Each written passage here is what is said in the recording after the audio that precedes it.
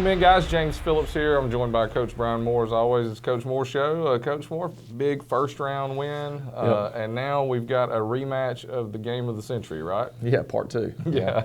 Yeah, it was a big win. Madison Academy came in and threw a punch right there in the first quarter and led 14-13 as we thought, explosive on offense. Right. Best offensive team we played this year.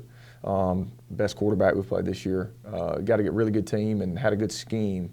Kept everything spread out, and as we mentioned, but our defense held when it needed to, and really played better as the game went on. So, but it had some dynamic plays for us too. The kick return was huge. The fumble recovery for a touchdown was huge. So, our kids battled, and that was a good first round opponent, and we eventually did what we needed to do to put the game away. When you got the passing game going a little bit more, and then got to see J.C. Collins back. Yeah, good to see J.C. I think he had 60 yards rushing. We did it by committee. You saw Trayvon. You saw Jody come in and play a little bit. Jaden Right. Caldwell, Manny. All those guys. Spencer had the big run, had 90 yards rushing. Right. So, it was good to spread it out. We continue to have a lot of weapons and try and use those. I mean, there's no substitute for the fact that we're getting playoff experience to kids. The fact that most of our kids on our team play Friday night. That's really big going forward. Right. How about talk about that game a little bit early? You had said, this was a team that could score on you guys, and they came out and ran a trick play. They did. Scored a couple times early, and then you guys settled in. What was the difference once the defense kind of settled in? Well, we didn't tackle well early. We gave up the trick play, but we should have put it on the ground. I mean, we were at the 15-yard line. We missed a tackle on him too. Right. On top of that, they had the big run. We didn't contain the play, which we've done well all year. Connor kind of got sucked inside, and he went outside of us, and we missed a couple tackles on the back end. But again, they had athletes. I mean, they didn't have a lot of them. They didn't have a lot of kids on their football team, but the pieces were there. And then again, the quarterback is explosive and really, really special. So overall, I think, again, we had to settle in. They were doing some different stuff than we've seen on film. That's kind of the thing with us right now in our defense. And as I mentioned, I think people have to. They feel like they need to. And so, after we settled in, we made some good adjustments. But we gave up too many yards, 330 or 350, somewhere in that range. I think that was too many. The explosive plays for them were there. We got to cap that off, and we haven't really done that this year. But again, as you saw, when the ball got close to the end zone, though, they had a hard time scoring. Right. Because it was so spread, and now the game's played in a condensed area, and we were able to get in and win the line of scrimmage. They didn't run the ball extremely well against us, especially between the tackles. Our defensive line played well.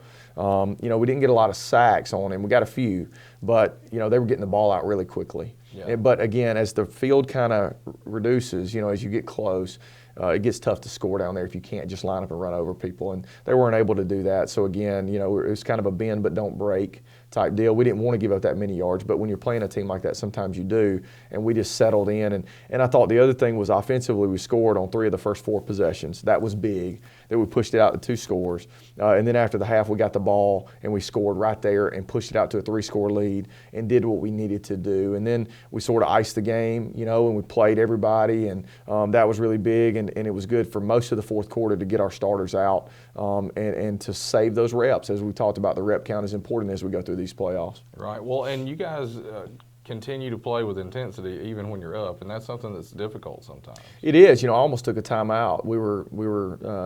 They were going in to score. It's 4th and 2. And we were up by 40 points or something like that, or 35 points or somewhere in that range. And I almost took a timeout just because I think all that matters, though, as you go. No, it didn't matter to the outcome of that game, but it mattered to the mentality of our defense. Right. The fact that we had given up 14 points in the first quarter and then we had stopped them and shut them down for the rest of the game, we didn't want them to score. And so they had 2 red zone possessions they didn't get any points out of. Turnover on downs, and then the scoop and score from Kentavious. And, that matters as we go forward. Like I said, our momentum, I feel like, and I mentioned this before, is better going into the second round than it was last year. Right. Obviously we're going to play a much better opponent in this second round than Southside last year. But again, I feel like from the Dessler game to this game and even back to Hamilton, we're still playing good and we're still getting better, and that's what you want to see at this point. Well, let's talk about Central Clay. I mean, as much as you need to know about them. We've seen them a couple of years now, defending state champions. and we get them in the second round. Yeah. That's a difficult draw for a second round game. It is, but the brackets worked out differently. Our first round opponent was not as good this year as last year. Sylacauga was a really good first round opponent, but our second round opponent is much better. And so I just think that, you got to play them at some point. We're thankful to be at home. The weather's supposed to be great. Straight football weather, not a cloud in the sky, Right. Cool but not outrageous. It's just going to be a big night for high school football. And we know what we're in for. We know what they have to offer. They know what we have to offer. I mean, for me as a head coach, this is the 5th time in 4 years that we've played Central Clay. At Jasper, it's the 3rd time in 2 years. So we know exactly when you cut on the film, there were no surprises. I mean, they do what they do. They're really good at it. They're very well coached. And again, they want this game. I know that. The fact that we beat them both years in the regular season, they want to win this game. That game meant something to them on the road. Yeah, we won that game in double overtime. You could tell by their demeanor and what their kids wanted that game. They wanted that revenge or whatever you want to say, and they're going to come over here looking to play really well. So again, we'll have a big game, and we'll have to fight our tails off to win it. Well, do you think there's any problem in motivating your guys this week? Not at all. So the coach speak aspect of it is the beating a good team twice and what the media wants to say about that. And, I heard Brett Elmore on the radio talking about it. And, I caution everybody about that too. Like, we're not afraid. That doesn't, we're just as probable to win this game as we were the last one. Like, it doesn't change anything. That's not real. Right, yeah. None of that's really real. All it is, you got to prepare well. And we knew this was coming. This is not a surprise. When we played them week 5, I told the kids on Monday, I said, prepare to play them again. I said, we're going to see who grows the most in the next 6 to 8 weeks. Right. Oh, you told me that and we've talked immediately about it. after the game. And you said, we'll see these guys again. We knew we would. I told Coach Horn that after the game. Yeah. We'll see you again. Yeah. And so we've been preparing for this. Now, what I caution everybody about, don't be weak about that. Don't be afraid. Don't be nervous. Just we're going to line up and play our tails off Friday night. And then for the kids, don't make them tight. Right. I told them, that was my message to them. Our word for the week is fearless. Like, don't go in this game thinking, oh my gosh, this is what it's going to be like, and fearing the possibility of failure. Don't put it in your mind. Just go out there and play. We can't be result driven. We can't focus on the outcome of that game. We got to focus on playing well and playing better, because frankly, we didn't play well. If you look at our numbers and, drop balls and missed throws in the game. I mean, Anthony dropped a ball that probably would have been a touchdown, and we missed Averion for a touchdown, clean, wide open. Right. And we missed him. Got to make the play. We had 17 penalties for 170 yards, most of which we committed. Cannot do that. Cannot do it. We had a turnover that we ran back to the 30 and got no points out of. We blocked a field goal that they penalized us for hitting the snapper. We absolutely did that. Yeah. And then they scored a touchdown. It never would have gone to overtime. It was 14-13. We blocked the field goal. Okay, we can ice the game. Not the way it happened. They go back, score. We have to score, go into double overtime to win. Like, we can't do all those things. So, and you guys had to make big plays to even get to that overtime. We did. I mean, Denzel made an unbelievable play. Yeah. 78-yard catch and run, and Parker put it on the money. Yeah. And then we had to make crazy plays in overtime. The pass to Carson from a freshman quarterback. Right. So again, we didn't put ourselves in the best position in that game. Like, we were fortunate to come out of that game because we didn't play well. Defensively, we had some issues. We had a bust on the first play. Well, I mean, I guess you call it bust, but we didn't cover the guy. Right. The guy kind of threw us like a rag doll. Yeah. And first play of the game, flea flicker, 70-yard pass. And then they score right after we had scored on a drive that we gave up 35 yards in penalties. Like, we can't do that. Again, we can't miss a field goal. We can't do all those things. We kicked 2 balls out of bounds. Morse's just shelled them right out of bounds. Right. Ball at the 35. Can't do it. Field position was an issue all night. Right. We punted 7 times. We had 5 3-and-outs in the game. Like, you can't do those things. We probably punted as much that night as we have the rest of the season, probably combined. It's close. So we've got to play better, and we have to look at it that way. Like, what can we improve on? Not results, not win, lose. Like, we can't get hung up in that. We can't get hung up in the scoreboard. We just got to go out and play and not kill ourselves. Right. Now, we don't want to look ahead past this game, talk about who we might be playing and things like that, but can you break down kind of what happened last week with some of the other games? Were you surprised by anything? Well, I was really surprised by the Alexandria win. Obviously we look at the playoff bracket. I mean, that's Right. you have to. Yeah. We will be on the road next week. Again, we're not looking ahead, but this is the format. We'll be on the road probably the next 2 rounds. So this is likely the last home game. Right. Win, lose, or whatever, win or lose. I mean, it's going to be the last one, more than likely. And so, but what a great one to finish with. Oh, yeah. Right. We've played, this will be the 15th game in 2 years in our stadium. How about that? Yeah. Most people get that in 3 years. Right. You know, to play at home and play in front of our crowd. And this game, this atmosphere will look like Coleman.